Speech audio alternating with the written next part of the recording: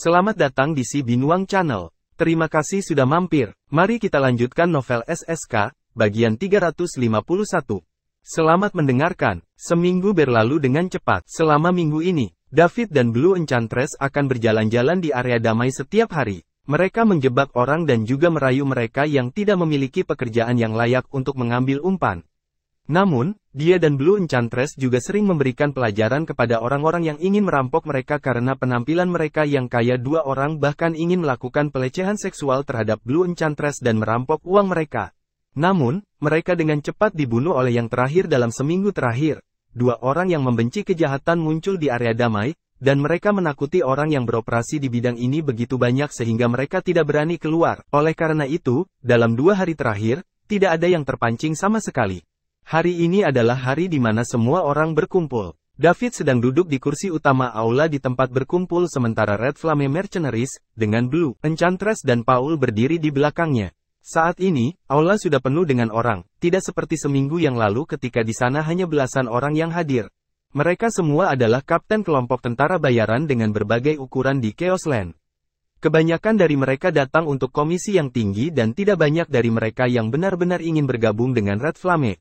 Hanya tim kecil killer, tentara bayaran air hitam, dan beberapa tentara bayaran yang tersebar yang benar-benar ingin bergabung. Grup itu juga jauh lebih kuat dari seminggu yang lalu. Sekarang ada 3 master di tahap akhir, Dragon Rank, dan mereka semua adalah kapten dari kelompok tentara bayaran besar di Chaos Land. 2 di antaranya direkrut oleh Tulip sementara 1 dibujuk oleh Killer. Selain itu, ada juga banyak Dragon Ranker tingkat menengah dan pemula lainnya.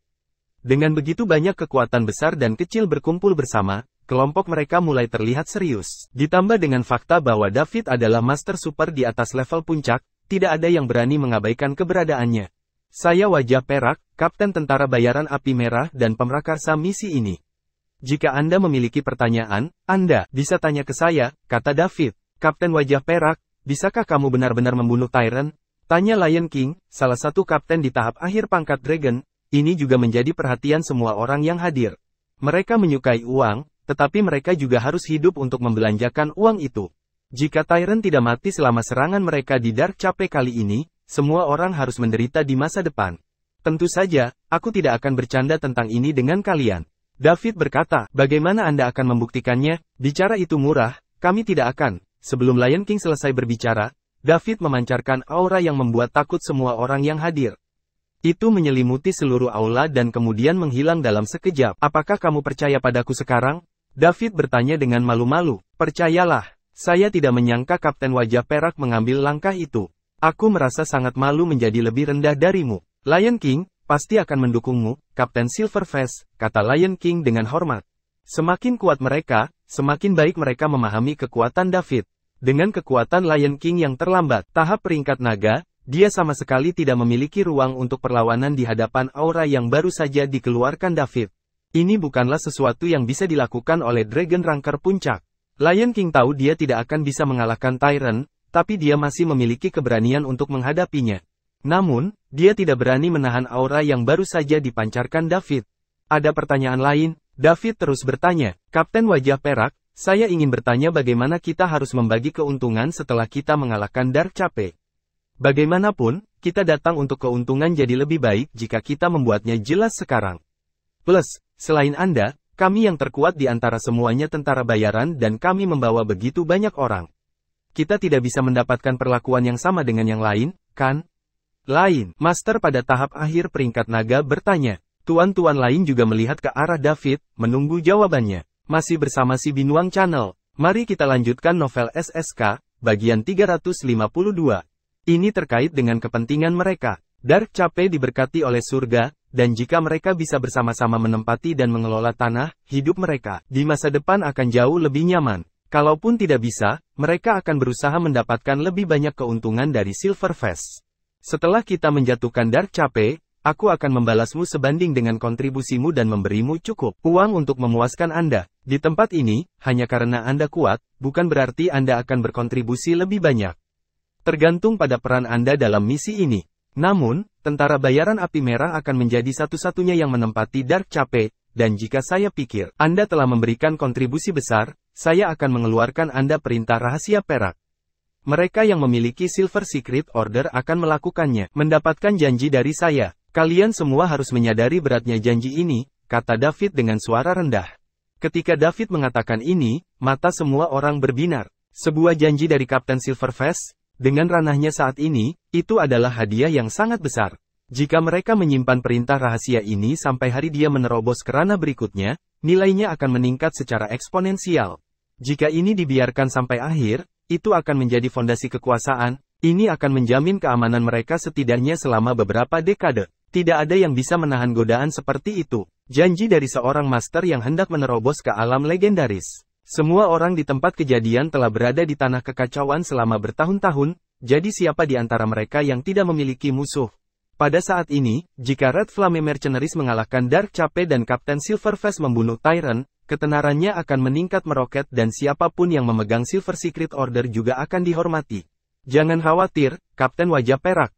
Karena Anda telah mengatakannya, kami akan melakukan segala daya kami untuk membantu Anda merebut Dark Tanjung.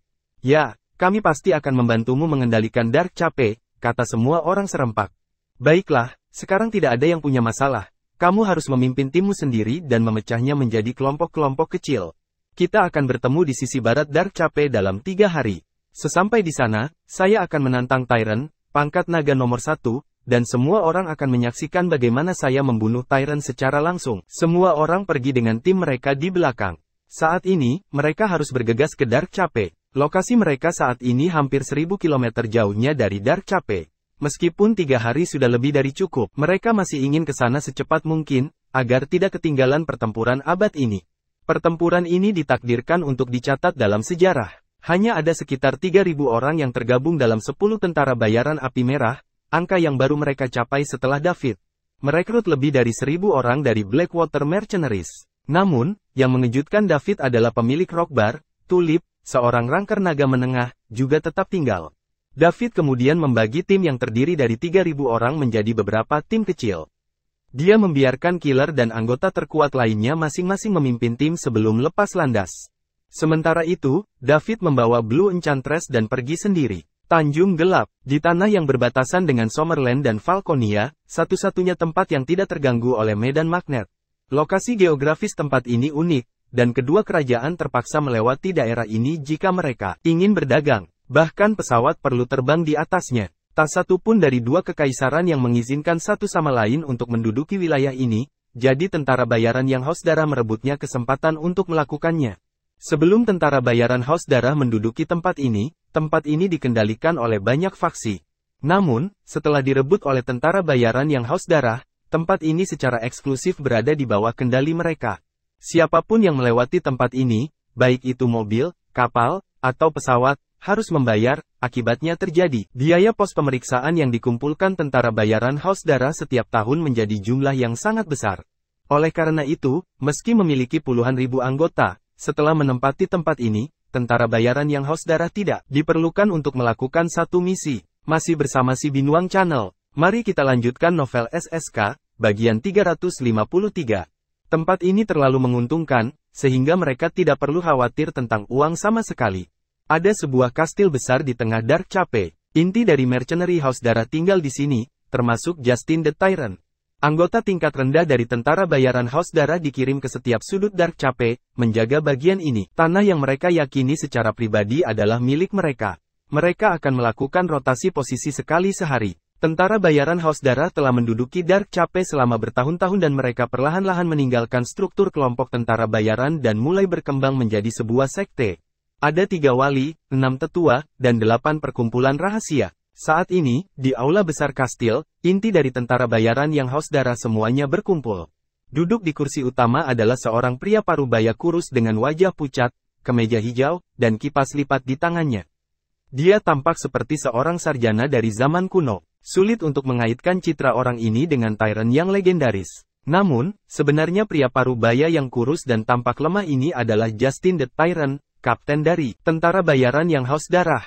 Kekuatannya mencapai puncak peringkat naga dan dia telah menjadi nomor 1 di peringkat naga selama 5 tahun. Semua mereka yang menantangnya telah dibunuh secara brutal dengan berbagai cara. Reputasinya yang brutal bergema di seluruh dunia bawah tanah, membuat banyak orang gemetar hanya dengan menyebut namanya. Parker, laporkan situasinya, kata Justin si tiran. Ya, Kapten, salah satu pria parubaya berusia 40-an berdiri dan menjawab. Segera setelah itu, dia melanjutkan, saat kami memeriksa tepi perairan Dark Cape kali ini, kami menemukan kapal pesiar mewah dengan lebih dari 1.000 orang di dalamnya, 700 di antaranya adalah tamu dan lebih dari 300 adalah staf. 700 orang ini semuanya berasal dari kalangan kelas atas lebih dari 10 negara, termasuk 2 kerajaan. Semuanya, apa yang harus kita lakukan dengan orang-orang ini? Tanya tiran. Kapten, mengapa kita tidak membiarkan orang-orang dari kedua kerajaan itu pergi? Dan kami akan meminta keluarga yang lain untuk menyiapkan tebusan yang besar sebagai ganti mereka. Saya pikir kita harus memperlakukan mereka sama. Kita tidak bisa bias terhadap dua kerajaan. Apa yang bisa mereka lakukan pada kita? Tanyakan masing-masing mereka untuk menyiapkan uang tebusan 10 juta dolar. Kami akan melepaskan para sandera begitu kami menerima uangnya, jika tidak, kami akan membuangnya ke laut untuk memberi makan ikan. Setuju, kita tidak bisa membiarkan orang lain memandang rendah mercenary yang haus darah. Kedua kerajaan juga harus membayar untuk kembali orang-orang mereka, tetapi saya harus memilih 2 gadis untuk menghangatkan tempat tidur saya terlebih dahulu. Saya belum pernah mencoba wanita cantik dari kelas atas sebelumnya. Ya, saya setuju. Aku ingin memilih beberapa juga. Saya juga setuju. Eksekutif tingkat tinggi di ruangan itu angkat bicara. Namun, beberapa orang mengungkapkan pandangan yang berbeda. Saya pikir lebih baik tidak menyinggung kedua kerajaan. Jika kedua kerajaan bergabung untuk mengusir kita, kita akan selesai. Derek, kenapa kamu begitu penakut?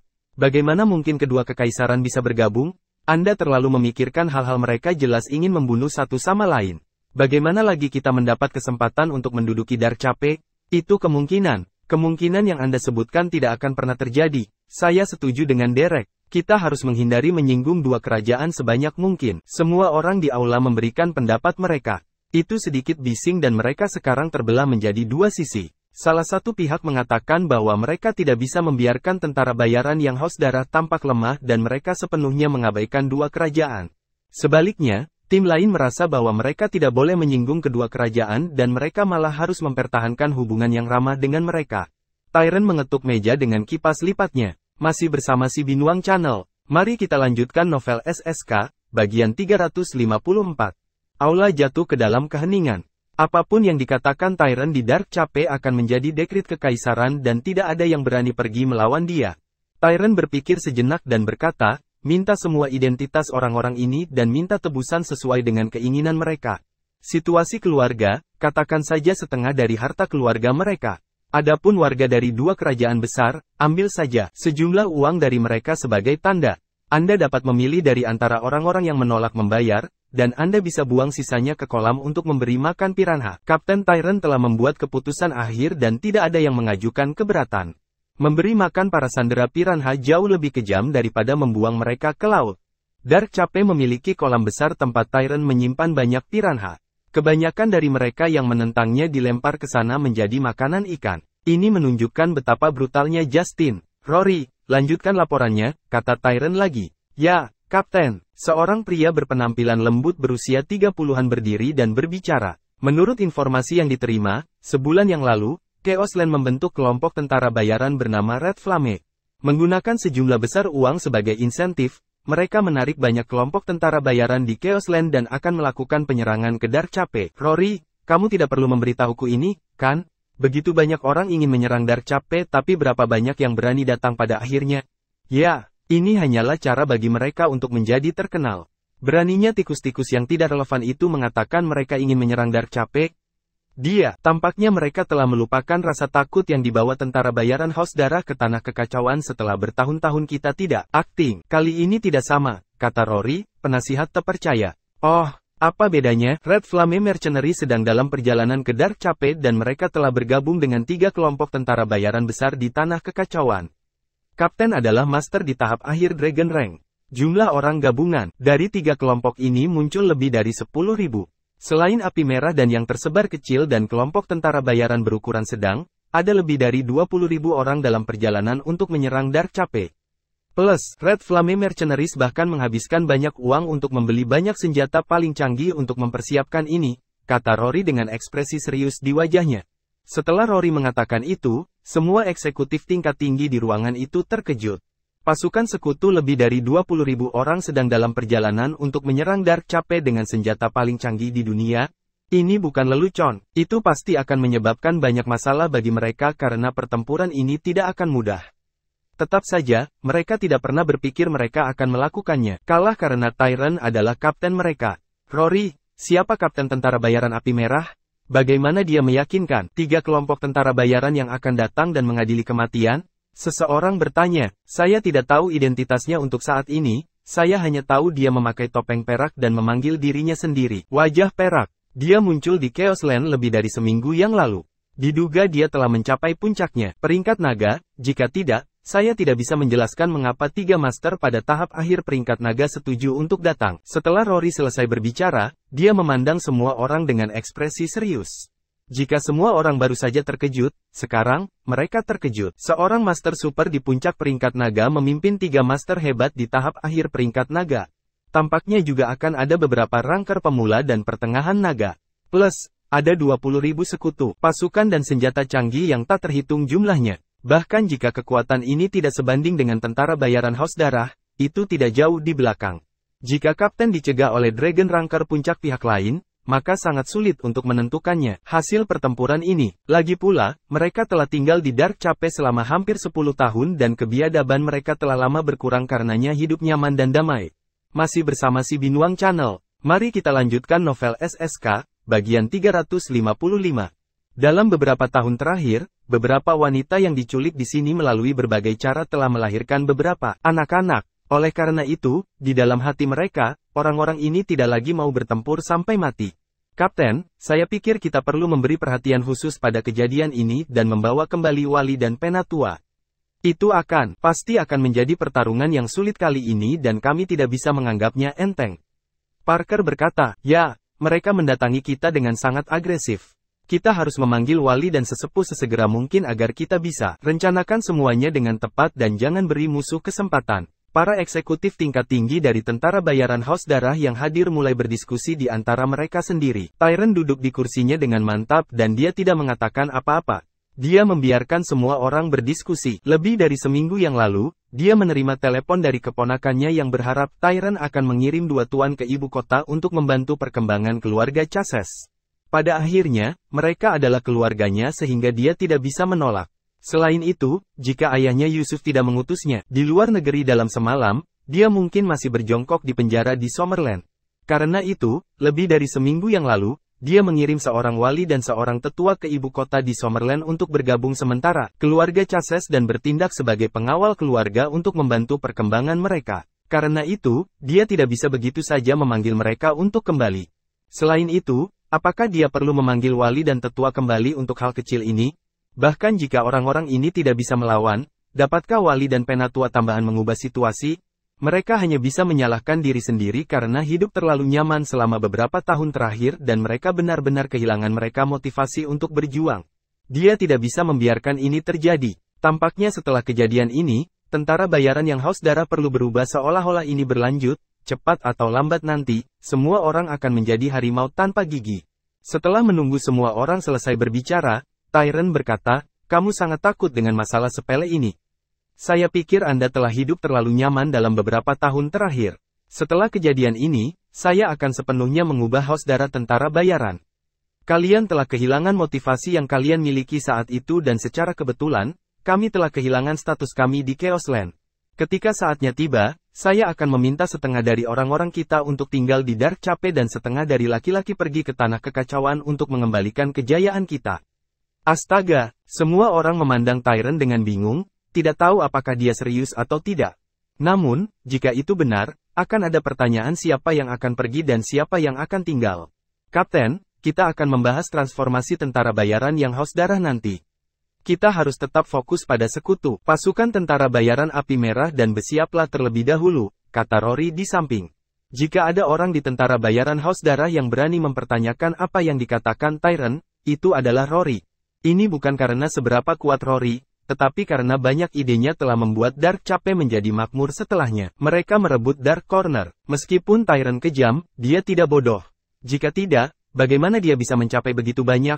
Oleh karena itu, dia sangat mengakomodasi Rory. Rory, Apakah menurutmu yang lain masih berani melanjutkan serangan mereka ke Dark Cafe jika aku membunuh Kapten Red Flame tentara bayaran? Tanya Tyran.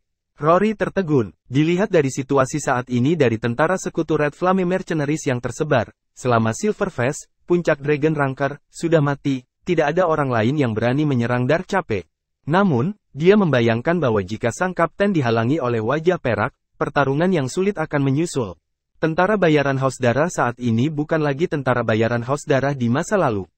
Jika mereka benar-benar mencoba untuk melawan, mereka mungkin tidak bisa mengalahkan tentara bayaran yang telah melakukan misi di Chaos Land sepanjang tahun. Tapi kalau kau dihalangi oleh si muka perak, Kapten, belum tentu kita menang, kata Rory. Kamu tidak percaya padaku, saya hanya perlu mempertimbangkan semua kemungkinan untuk siap sepenuhnya, kata Rory dengan serius. Kalau begitu aku harus memberitahumu bahwa sebenarnya ada celah di antara Dragon Ranker Puncak. Ada alam transisi lain di atas puncak. Jika Anda mengambil langkah itu, bahkan seorang Ranker Naga Puncak tidak akan berarti apa-apa. Kapten, apakah kamu menerobos langkah itu? Rory bertanya dengan kaget, matanya membelalak. Eksekutif tingkat tinggi tentara bayaran Haus Darah lainnya juga memandang Tyran dengan penuh semangat, menunggu jawabannya. Masih bersama si Binuang Channel, mari kita lanjutkan novel SSK, bagian 356. Jika Kapten benar-benar mengambil langkah itu, kali ini mereka tidak perlu khawatir tentang pasukan sekutu dan Haus Darah. Reputasi Mercenaries pasti akan mengejar peringkat kedua Mercenary Mandala di dunia bawah tanah. Belum, tapi seharusnya tidak terlalu lama. Saya sudah berdiri di ambangnya, dan saya bisa mengambil langkah itu kapan saja sekarang. Bahkan jika saya tidak mengambil langkah itu, hanya sebuah puncak. Dragon Ranker bukan tandingan kekuatanku saat ini. Saya dapat menjamin Anda bahwa bahkan jika saya dikelilingi oleh lebih dari 5 puncak Dragon Ranker, aku masih bisa membunuh mereka semua, kata Tyran dengan percaya diri. Rory tersentak kembali ke kenyataan dan berkata, jika itu masalahnya, maka aku akan menyerahkannya padamu. Setelah Anda membunuh wajah perak, maka di sana, tidak perlu khawatir tentang tentara bayaran karena mereka tidak lagi memiliki kapten untuk diikuti. Padahal, kita harus masih memberi mereka pelajaran yang baik. Jangan sampai ada yang mengira tentara bayaran yang Haus Darah adalah sasaran empuk untuk dipilih. Serahkan wajah perak kepadaku, aku akan membunuhnya dalam waktu sesingkat mungkin dan menghancurkan kepercayaan diri mereka. Saya akan meninggalkan penanganan, segalanya untukmu, semakin banyak yang tersisa, semakin baik, kata Tyran. Ya, Kapten, ibu kota, Summerland. Setelah apa yang terjadi bulan ini, keluarga Chases telah mencapai puncaknya dan unggul melebihi kelas satu lainnya. Keluarga bangsawan di ibu kota, ditambah dengan 2 pengawal yang disewa oleh keluarga Chases minggu lalu, 1 Dragon Ranker kelas menengah dan Dragon Ranker kelas atas, keluarga Chases menjadi lebih kuat. Tidak ada yang berani melewati keluarga Chases di ibu kota sekarang. Sementara itu, Hank dan saudaranya menjadi semakin tak kenal takut. Hank tidak hanya menjadi teman kedua fraksi T, tapi Hanley yang masih mahasiswa juga pernah menjadi salah satu dari 8 petarung hebat dari faksi. Hanley juga menjadi lebih arogan sekarang. Setelah memahami masa lalu keluarganya yang mengejutkan, dia menatap Celia lagi. Dia tidak peduli bahwa David adalah orang yang membunuh Zachary, salah satu dari 8 pejuang hebat fraksi T sejak David masih melakukannya.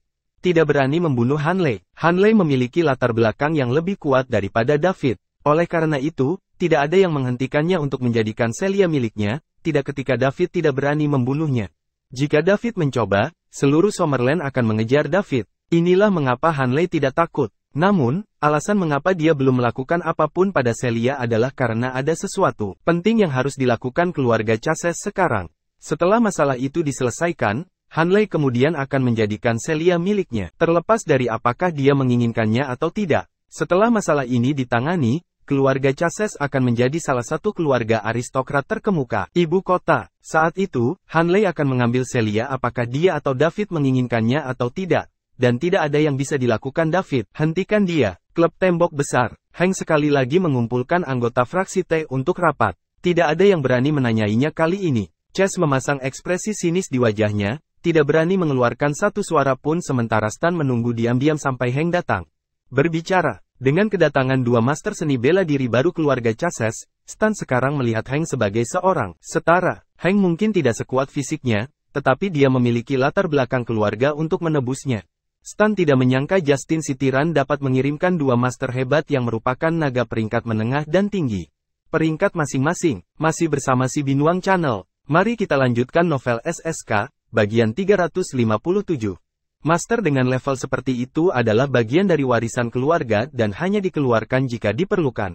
Hank mengalihkan pandangannya ke arah para petarung hebat fraksi T di hadapannya, sementara orang-orang yang dia pandang sama sekali menghindari mereka, menatap secara naluriah. Keluarga Chases telah melampaui keluarga kelas 1 lainnya dan bergabung dengan lingkaran orang-orang terkemuka. Bangsawan, mereka bukanlah keluarga yang mampu dimusuhi oleh para petarung hebat. Hanley duduk dengan penuh semangat di bawah panggung. Ini adalah pertama kalinya dia berpartisipasi dalam pertemuan fraksi T inti. Sebagai anggota fraksi T tingkat menengah, prestise dari 8 petarung hebat adalah sesuatu yang sudah lama dia dengar dan selalu bermimpi untuk mengalami. Bukannya dia berharap hari ini tiba begitu cepat. 3 lainnya dari Fantastic Four Universitas Greenwood segera mencoba untuk mendapatkan kemurahan hatinya ketika mereka mendengar bahwa dia telah menjadi salah satu dari 8 petarung hebat fraksi T. Mereka ingin bekerja dengan Hanley.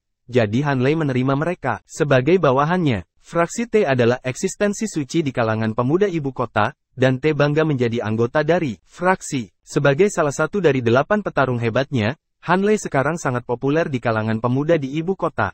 Dapat dikatakan bahwa Hanley diperlakukan sebagai selebritas di universitas, terus-menerus dikerumuni oleh putra-putra dari keluarga kaya yang mencoba akrab dengannya. Sayang sekali Celia tidak datang sekolah dan merindukan pemandangan itu. Saat ini, Hank berkata, saya memanggil semua orang di sini hari ini untuk mengumumkan 2 hal. Keluarga Chases telah membawa masuk 2 pengawal. Keduanya adalah sesepuh yang telah lama bekerja di bawah paman saya. Untuk menyambut mereka, keluarga Chases telah memutuskan untuk mengadakan perjamuan dalam 3 hari, mengundang semua bangsawan terkenal dari ibu kota. Saya harap untuk melihat kalian di sana, serta memberi kalian kesempatan untuk menyaksikan master peringkat naga tingkat tinggi dari dekat. Jangan khawatir, Tuan Hank. Kami akan berada di sana. Ya, kami akan berada di sana. Semua orang berkata, apa ini, kau tampak agak enggan, Chessie, kata Hank, menatap Chess. Chess kemudian tersenyum muram dan menjawab, tentu saja tidak, Tuan Hank. Saya akan senang untuk pergi ke perjamuan. Saya akan melihat Anda dalam 3 hari. Keluarga Snow dulunya sedikit lebih baik daripada keluarga Chases, tetapi sekarang keluarga Chases memiliki sumber daya, fraksi dan bantuan dari Justin the Tyrant mendukung mereka. Mereka jauh di depan keluarga Snow. Tidak peduli seberapa besar kebencian Chess atau perasaan marah tentang lonjakan status Hank yang tiba-tiba, dia tahu bahwa Chases, keluarga saat ini berada di puncaknya dan itu bukan saat yang tepat untuk menjadi musuh mereka. Jadi, satu-satunya pilihan Chess adalah menghasilkan. Namun, Chess tahu bahwa dia akan membalas dendam tanpa ragu jika tiba saatnya keluarga Chases jatuh. Itu bagus, kalau begitu. Dan di sini saya pikir Anda akan menolak dan membuat saya terlihat buruk di depan semua orang. Gulungan, berkata dengan senyum samar. Kemudian, Hank menoleh ke Stan dan berkata, aku berharap bisa bertemu denganmu juga, Stan. Bagaimana aku bisa menolak undanganmu, Hank? Saya ingin melihat master peringkat naga peringkat tinggi dari dekat, jawab Stan, dengan senyuman. Karena semua orang setuju, maka aku akan menunggu kalian semua di kediaman Chases dalam 3 hari. Oh, benar, aku hampir lupa untuk memberitahumu. Pamanku sebenarnya memiliki lebih dari selusin Dragon Ranker di bawahnya. Setelah itu, Hank keluar dari kamar pribadi sambil tertawa keras saat Hanley mengikuti. Meninggalkan yang lain di ruang pribadi untuk saling menatap dengan marah. Tuan Stan menyela sebelum Chess bisa mengatakan apapun. Bertahanlah, untuk saat ini, Chess. Keluarga Chases telah berkembang menjadi kekuatan yang harus diperhitungkan. Dengan Justin saat ini kekuatan, tidak ada yang cukup kuat untuk menghentikan keluarga Chases. Biarlah, masih bersama si Binuang Channel. Mari kita lanjutkan novel SSK, bagian 358. Pastikan untuk mempersiapkan lebih baik hadiah dan dapatkan rahmat baik dari keluarga Chases. Kami semua adalah anggota fraksi T, dan saya yakin Hank bukan orang yang bisa ditahan dendam.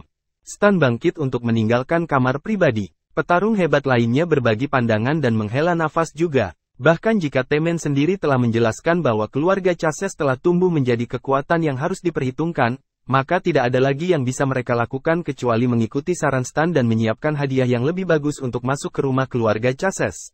John dan istrinya baru-baru ini mengalami surga dan neraka. Sekitar sebulan yang lalu, keluarga Chases menyerah untuk menargetkan mereka dan mengembalikan 54% beauty list kepada mereka saham grup.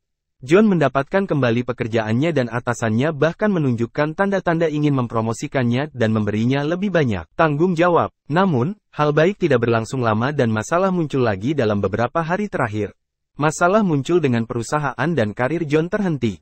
Pasangan itu menghabiskan hari-hari mereka dengan cemberut di rumah. Celia melakukan apa yang diperintahkan David dan tidak menghadiri kelas apapun di Greenwood. Dia adalah wanita yang pengertian, dan dia tahu ini bukan waktunya untuk menimbulkan lebih banyak masalah bagi orang tuanya dan David.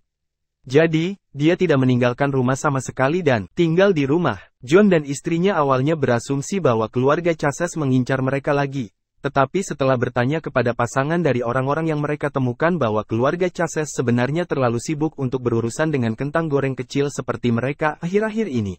Keluarga Chases sangat aktif di ibu kota akhir-akhir ini, karena ada desas-desus tentang bagaimana mereka melakukannya, menerima dukungan dari beberapa tokoh yang kuat dan sekarang memperluas kekuatan mereka. Keluarga itu juga perlahan menembus batas-batas lingkaran aristokrat kelas 1 dan mengincar status yang lebih tinggi. Masalah yang dihadapi pasangan itu bukanlah akibat langsung dari sesuatu yang dikatakan keluarga Chases, melainkan hasil dari mitra Beautylist Group dan teman bisnis dekat menjauhkan diri dari keluarga yang dalam ketakutan bahwa keluarga Chases akan menyusahkan mereka karena hubungan mereka. Keluarga Chases sudah tumbuh cukup kuat sampai pada titik di mana mereka tidak perlu mengatakan apapun sebelumnya. Seseorang yang mencoba akrab dengan mereka akan mengambil inisiatif untuk membantu keluarga. Ini adalah perlakuan yang hanya dimiliki oleh 4 keluarga aristokrat teratas di ibu kota dinikmati. Jika Anda menjadi musuh keempat keluarga itu, seseorang akan segera keluar dan membantu singkirkan musuh, bahkan tanpa keluarga itu mengucapkan sepatah kata pun. Jika keluarga Chases terus berkembang seperti ini, mereka akan dengan cepat menjadi keluarga aristokrat terkemuka kelima ibu kota. Namun, setiap keluarga yang ingin menjadi keluarga aristokrat terkemuka kelima pasti akan menghadapi rintangan oleh 4 lainnya untuk menghentikan mereka. Lagi pula, hanya ada begitu banyak manfaat untuk dibagikan, dan setiap pendatang baru berarti redistribusi seperti itu. Manfaat. Setiap pihak akan dipaksa untuk menuai lebih sedikit keuntungan sejak saat itu. Namun, keluarga Chases memiliki Justin Chases yang sangat kuat yang mengawasi mereka, jadi tidak ada yang berani menyeberang mereka. Oleh karena itu, keempat keluarga ini lebih suka meraup lebih sedikit keuntungan daripada menjadikan Justin musuh. Sebagai sosok legendaris di Summerland, Justin sudah berusia 120 tahun. Tubuhnya perlahan merendahkan, tetapi meskipun demikian, Summerland tidak mau memulai perkelahian dengannya. Jangan sampai Falconia mengambil kesempatan untuk menyerang negeri seberang. Itulah satu-satunya alasan mengapa pejabat Summerland tidak bergerak ketika 2 naga berpangkat menengah dan tinggi, pangkat master yang tidak diketahui asalnya tiba-tiba muncul di Capital City, jantung Summerland. Jika Justin hanyalah rangker naga puncak, bahkan jika dia menduduki peringkat naga, Summerland cukup kuat. Kerajaan yang tidak perlu dikhawatirkan untuk melawannya. Namun, masalahnya adalah Dark Cape berada di bawah kekuasaan Justin dan ini terlalu penting bagi Summerland. Kekaisaran tidak bisa mengambil risiko tempat seperti itu mengikuti ketangan Falconia. Sebenarnya, situasi saat ini adalah yang terbaik yang bisa mereka kelola. Ini karena momen salah satu dari keduanya, kerajaan Summerland atau Falconia, menguasai Dark Cape, perang akan pecah di antara mereka. Karena itu, Summerland memutuskan untuk menutup mata dan bahkan membantu keluarga Chases tumbuh, seperti yang dilakukan keluarga lainnya. Masih bersama si Binuang Channel, mari kita lanjutkan novel SSK, bagian 359. 3 hari kemudian, keluarga Chases mengundang berbagai keluarga aristokrat di ibu kota untuk menyaksikan kebangkitan mereka. Berita tentang tentara bayaran api merah bersiap untuk menyerang Dark Cape dengan cepat menyebar ke telinga 2 kerajaan besar. Dark Cape sangat penting bagi kedua kerajaan, jadi wajar saja jika kedua kerajaan memiliki orang yang mengawasi daerah setiap saat. Saat sesuatu yang tidak terduga terjadi, berita itu akan segera sampai ke telinga pejabat tinggi di antara keduanya kerajaan sehingga mereka bisa membuat keputusan. Ada banyak berita tentang tentara bayaran yang melancarkan serangan ke Dark Cape. Tapi ini adalah pertama kalinya tentara bayaran. Kelompok telah mengumpulkan 20.000 orang dan berbaris menuju Dark Cape seperti yang dilakukan tentara bayaran api merah sekarang. Kedua kerajaan menanggapi masalah ini dengan serius dan mulai menyelidiki wajah perak, kapten tentara bayaran api merah. Yang terpenting, mereka perlu memeriksa apakah wajah perak adalah kelompok tentara bayaran yang dikirim dari kerajaan lain. Namun, tidak ada kerajaan yang dapat menemukan apapun. Mereka masing-masing memiliki nama Dragon Ranker puncak kekaisaran lainnya daftar mereka, dan mereka akan segera diberitahu saat seseorang hilang.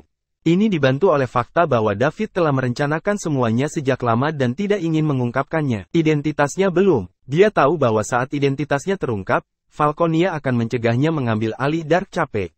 Faktanya, Perang antara kedua kerajaan bahkan mungkin akan dipicu sebelumnya karena hal ini. Inilah sebabnya dia melakukannya beralih di antara identitas yang tak terhitung jumlahnya dalam perjalanannya ke Dark Cape dan bahkan mengenakan topeng supaya dia tidak mengungkap diidentifikasi. Setelah analisis dan investigasi dari kedua kerajaan, mereka memastikan bahwa wajah perak bukanlah seseorang yang dikirim oleh kekaisaran lain dan dengan demikian memutuskan untuk tidak bergabung dalam perang ini. Namun, itu tidak berarti mereka tidak akan terus mengawasi situasi. Sampai taraf tertentu, serangan Red Flame Mercenaries di Dark Cape persis seperti yang ingin dilihat oleh kedua kerajaan. Tentara bayaran Haus Darah telah mengendalikan Dark Cape selama hampir 1 dekade, dan Dark Cape, lokasi geografis yang menguntungkan berarti bahwa semua biaya tentara bayaran dapat dibayar tanpa perlu dikirim. Tentara bayaran keluar pada misi. Tidak ada misi juga berarti tidak ada kerugian. Memiliki kendali atas kekayaan ekstrim seperti itu berarti tentara bayaran Haus Darah akan terus tumbuh lebih kuat dan tidak keduanya. Kerajaan ingin ini terjadi. Tidak masalah siapa yang menang. Tetapi Red Flame dan Bloodthirsty Mercenary akan menderita kerugian selama pertempuran ini. Tanjung Gelap. Terlepas dari siapa yang mengambil alih Dark Cape pada akhirnya, tentara bayaran masih membutuhkan waktu lama untuk pulih.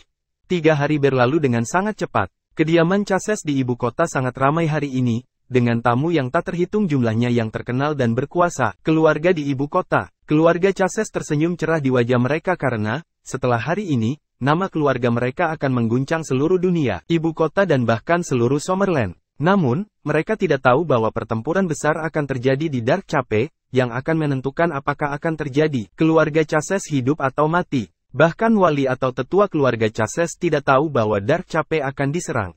Ini karena pejabat tinggi tentara bayaran Haus Darah tahu bahwa Tyrant berada di ambang terobosan dan sebagainya. Tidak ada yang mengira Bloodthirsty akan kalah. Red Flame hanya memiliki 1 Dragon Ranker puncak ketika Tyrant sendiri mengatakan bahwa dia bisa melawan 5 Dragon Ranker puncak tanpa masalah. Jadi, tidak ada yang memberitahu wali dan tetua keluarga Chases. Tanjung Gelap. David berdiri di kastil tentara bayaran Haus Darah dengan Killer, Tulip, Blue Enchantress, Paul, berbagai Red Flame High, pejabat, dan 20.000 tentara bayaran di belakangnya. Saat ini, David mulai merasa aneh. Berbicara secara logis, mereka seharusnya sudah memasuki Dark Cape, perbatasan, namun mereka tidak menemui perlawanan karena terpotong langsung ke jantung Dark Cape. Dia tahu bahwa sesuatu akan terjadi. Mungkin saja musuh sengaja membiarkan mereka masuk dan memutuskan untuk menyerang dari semua sisi. Masih bersama si Binuang Channel. Mari kita lanjutkan novel SSK, bagian 360. David bukan satu-satunya orang yang khawatir. Namun, mereka sudah ada di sini dan pertempuran tidak bisa dihindari. Lawan mereka adalah kelompok tentara bayaran terkuat ketiga di dunia, tentara bayaran Haus Darah. Tyrant juga menduduki peringkat pertama di Dragon Rank dengan pamornya menyebar jauh dan luas. Kekalahan berarti kematian, tetapi kemenangan berarti banyak keuntungan dan ketenaran. Kapten Wajah Perak, tidak ada perlawanan sejak kita memasuki perbatasan, apakah kita melangkah ke perbatasan perangkap mereka? Tanya seorang kapten tentara bayaran yang juga seorang Dragon Ranger berpangkat tinggi. Jangan khawatir, Kapten. Di hadapan kekuatan absolut, jebakan apapun tidak membuahkan hasil. Setelah saya membunuh Tyrant dan mengirim Haus Darah, tentara bayaran menjadi berantakan, yang mereka pikirkan hanyalah melarikan diri dan mereka tidak berminat untuk bertarung. Saat itu, Anda semua akan dapat menyerang istana dengan mudah, kata David tanpa ekspresi, menatap kastil di depannya. Kalau begitu, berharap kau menang dengan cepat, Kapten Wajah Perak. Di kastil, apakah semuanya sudah diatur, Rory? Tanya Justin si tiran. Ya, Kapten, kami telah memblokir rute pelarian mereka, tidak ada jalan kembali untuk mereka, jawab Rory. Sangat bagus, kalian semua akan mengikuti perintah Rory. Kembali ke posisi Anda dan tetap siaga. Setelah saya membunuh Wajah Perak dan hancurkan kepercayaan diri mereka, serang dan bunuh mereka semua. Ya, Kapten, semoga Anda melenyapkan musuh dan kembali dengan kemenangan. Teriak semua tentara bayaran yang Haus Darah. Pejabat, bergerak. Dengan perintah Justin si tiran, semua pejabat tinggi yang Haus Darah mengikuti pengaturan Rory sebelumnya dan kembali ke posisi. Beberapa dari mereka meninggalkan kastil melalui lorong rahasia dan menempatkan diri di belakang Red Flame Mercenary persiapan untuk memblokir rute pelarian mereka. David akan meminta Paul untuk menembakkan 2 misil mini ke kastil hanya untuk melihat apakah ada orang di dalamnya. Kemudian, beberapa orang muncul di dinding kastil setinggi belasan kaki di atas tanah. Berdiri di depan adalah seorang pria parubaya dengan wajah pucat dan kipas genggam di tangan kanannya. Pria ini menoleh, tidak termasuk David, semua orang mengambil langkah mundur secara naluriah. Begitulah kuatnya Tyrant. Saat killer melihat Tyrant, keinginan balas dendam yang telah lama tertahan segera meledak. Jika bukan karena perbedaan kekuatan yang sangat besar, killer pasti sudah lama bergegas untuk membunuh Tyrant. Justin si tiran? Tanya David. Suaranya tidak nyaring, tapi bisa terdengar sangat jauh, membuat orang-orang di dinding kastil bisa mendengarnya. Berada ratusan meter jauhnya, tatapan Tyrant membeku, dia tidak menyangka orang ini tahu nama aslinya. Sepertinya wajah perak ini adalah teman lama. Siapa kamu? Kenapa kamu tidak berani melepas topengmu? Tanya Justin si tiran. Siapa aku tidak masalah. Yang perlu Anda ketahui adalah bahwa saya di sini untuk membunuh Anda. Bunuh aku? Apakah Anda tahu berapa banyak orang di seluruh dunia yang ingin membunuh saya? Namun disinilah aku, berdiri di depan Anda, hidup dan sehat. Mereka yang ingin membunuh saya telah dibuang ke kolam untuk memberi makan ikan saya atau bahkan tidak berani tampil di depan mataku. Kamu orang yang berani, bukan? Kata tiran sambil tersenyum. Potong omong kosong dan lawan aku. Semua orang menunggu untuk melihat kami bertarung, jadi bagaimana kalau Anda menunjukkan kepada saya kekuatan dari ranker teratas dari Dragon Rank, kata David dengan serius. Maungu, terima kasih sudah bersama si Binuang Channel, jangan lupa mampir pada bagian selanjutnya, novel SSK, dan novel lainnya.